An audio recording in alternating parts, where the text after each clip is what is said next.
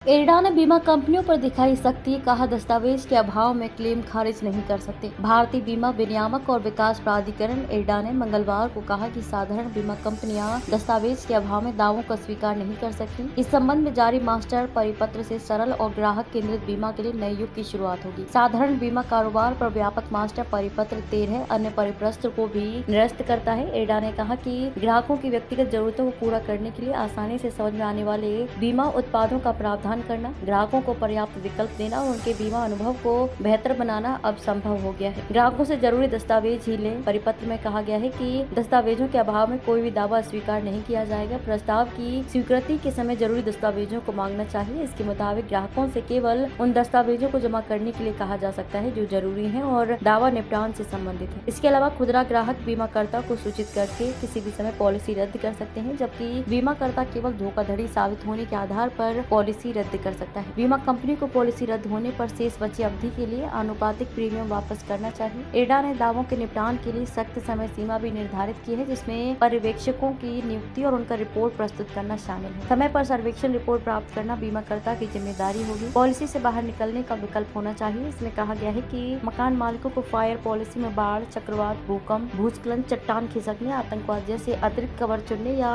व्यापक अग्नि एवं संबल जोखिम पॉलिसी से बाहर निकलने का विकल्प होना चाहिए। बीमा कंपनियों को कवरेज का दायरा, वारंटी और दावा निपटान प्रक्रिया सहित स्पष्ट और संक्षिप्त पॉलिसी विवरण प्रदान करने के लिए ग्राहक सूचना पत्र CIF भी देना होगा।